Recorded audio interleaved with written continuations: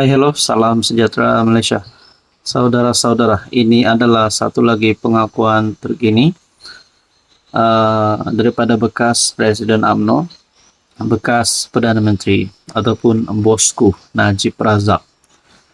Walaupun ada yang cakap Najib kritikal dalam penjara, bukan menjadi seorang pemimpin yang bebas kerana berada di penjara, bukan memegang jawatan yang tinggi.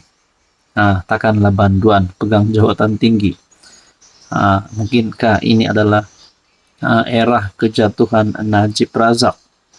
Saudara-saudara, akhirnya ini satu lagi maklumat baru yang saya terima, dan kali ini menyebut wang ataupun jumlah duit yang banyak. Bagi saya, RM20 juta ini adalah satu jumlah yang sangat banyak. Berkaitan dengan RM20 juta buat UMNO bantu mangsa banjir di Kelantan, kata Najib Razak. Kenapa tiba-tiba Najib Razak membuat pengakuan ini? Saudara-saudara, berita sepenuhnya, bekas Presiden UMNO Najib Razak mendakwa bahawa dia menulis cek bernilai RM20 juta kepada parti politik itu untuk membantu rakyat, bukan untuk kepentingan peribadi. Saya sangka RM20 juta ini duit Najib, mungkin dalam bilik Najib ataupun mungkin dalam kediaman Najib dan Rosmah. Tapi bukan. Berita ini menyebut cek bernilai RM20 juta kepada parti politik itu untuk membantu rakyat, bukan untuk kepentingan pribadi. Bekas Perdana Menteri itu memberitahu Mahkamah Tinggi KL tentang bagaimana dia menggunakan sebahagian daripada dana ES 681 juta yang dipercayai dimasukkan ke dalam akaunnya pada 2013 daripada kerabat diraja Arab Saudi.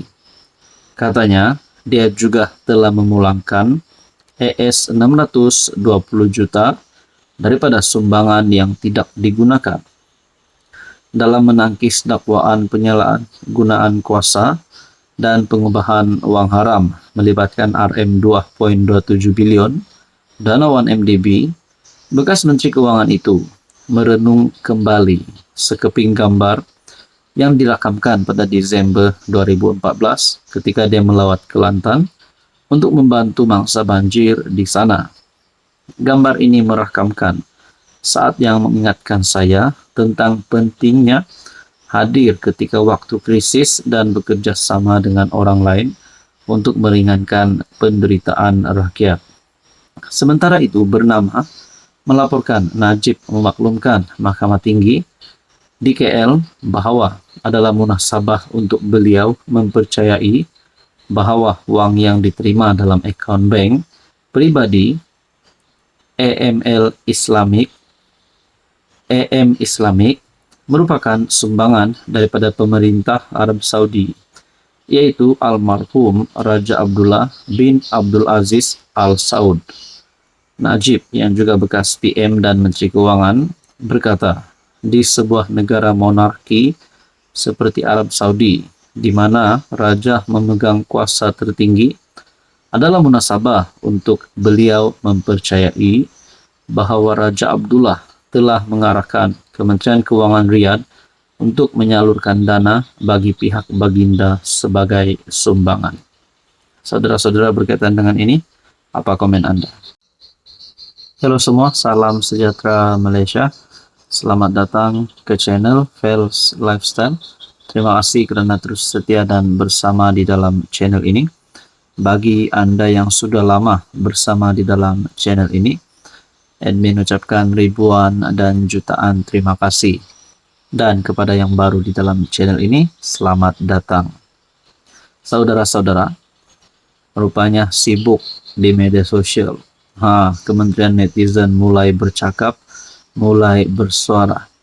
berkaitan dengan isu ataupun case Batu Putih ataupun RCI Batu Putih, di mana perkara ini semakin panas karena Tun Mahathir baru-baru ini telah membuat pengakuan. Bahkan diheretnya beberapa nama menteri pada ketika itu, yaitu pada tahun 2018. Menteri-menteri daripada Pakatan Harapan. Antaranya istri Perdana Menteri sendiri hari ini, Dr. Wan Aziza, Mat Sabu, dan juga Anthony Loke. Jadi, berkaitan dengan RCI Batu Putih, ini satu lagi pandangan ataupun satu lagi keputusan, bukan daripada PMX, bukan daripada pembangkang, tetapi daripada speaker berkaitan dengan RCI. 47 muka surat dipadam demi keselamatan negara. Tuan-tuan dan puan, sebelum ini Tun Dr. Mahathir ada membuat kenyataan mempersoalkan berkaitan dengan 47 muka surat dipadam dalam laporan RCI Batu Putih. Dan ini respon speaker. Sebanyak 47 muka surat yang dipadamkan atau digelapkan dalam laporan RCI mengenai Batu Putih, Batuan Tengah dan Tubir Selatan dibuat bagi menjaga kemaslahan politik dan keselamatan negara. Yang Dipertua Dewan Rakyat Johari Abdul ketika memulakan sesi perbahasan laporan terbabit juga memaklumkan perkara tersebut telah disahkan oleh Menteri Jabatan Perdana Menteri, Undang-Undang dan Reformasi Institusi Azalina Othman. Saya telah pun menerima laporan ini lebih awal dan telah panggil Menteri untuk dapatkan penjelasan, dan oleh kerana kita ada peraturan mesyuarat 27 dalam kurungan 3 usul-usul menteri, dan saya juga tanyakan juga menteri muka surat yang dihitamkan ini, ia melibatkan kedaulatan dan sensitivity. Ia melibatkan benda-benda yang mungkin yang berhormat boleh bertanyakan dalam dewan, tetapi ia tidak dicetak. Jadi untuk menjaga kemasalahan politik dan juga masalah keselamatan negara, dan untuk itu yang berhormat boleh bertanya menteri, tidak ada masalah dan saya benarkan.